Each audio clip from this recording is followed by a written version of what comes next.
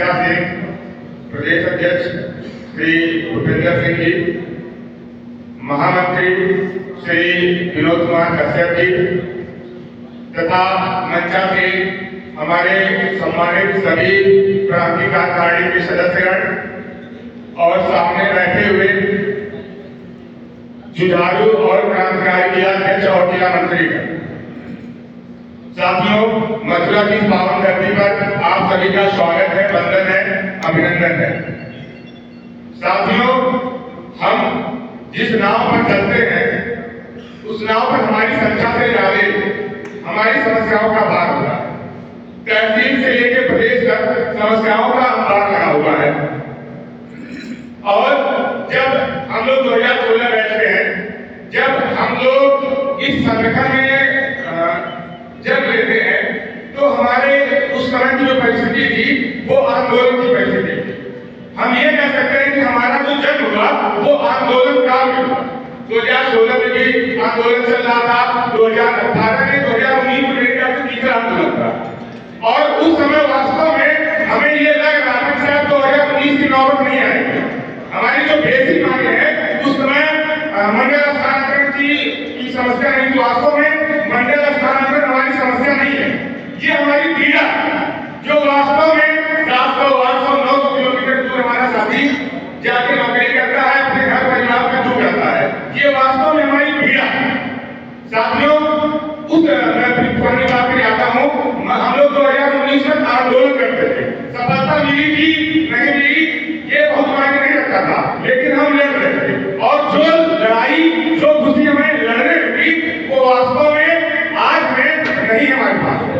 तो मैं क्रांति कार्यकारिणी से ये निवेदन करता हूँ और आप सभी से भी ये कहता हूँ, सबसे पहले कि आज जो हमारा समागम है बुद्ध जी की वर्ग की ये बैठक है, वास्तव में ज्ञानार्जन के लिए समागम है।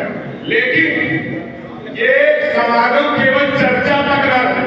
अगर केवल ये समागम चर्चा तक रहेगा तो कोई इतनी दूर आने का कोई सार्थक परिणाम नहीं मिलेगा। इस चर्चा के साथ साथ अगर हम कोई निर्णय लेके जाते हैं यहाँ से, तब हमारी चर्चा और हमारा यहाँ आना सार्थक होगा।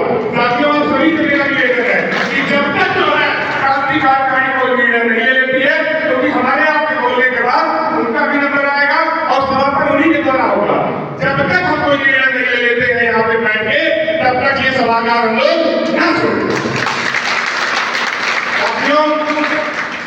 इस समय जो सबसे ज्वलंत मुद्दा है वो है मंडल स्थानांतरण का। मैंने पहले भी कहा, समस्याएं बहुत हैं। तहसील में जब एक एसडीएम किसी लेखपाल को बुला के जानता है चक्कर में, हमारी समस्याएं वहीं से शुरू होती है। और तहसील के और जिले के पदाधिकारी लगातार संघर्ष करते हैं। वो कभी मुझे नहीं लगता है कि आप सब भी जिले और तहसील के पदाधिकारी हैं, कभी आपको आराम से बैठने का अनुभव होता होगा।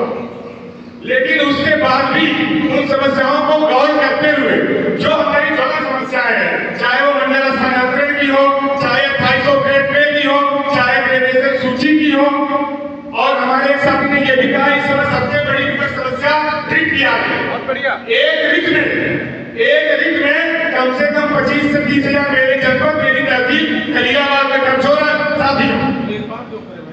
हाँ, वही बात मैं कह रहा हूँ, ये समस्या वास्तव में बहुत ज्वलंत है। हमारी 42,000 की सैलरी है, जिसमें बीएस करने के बाद 40,000 से कम हमारा वेतन होता है।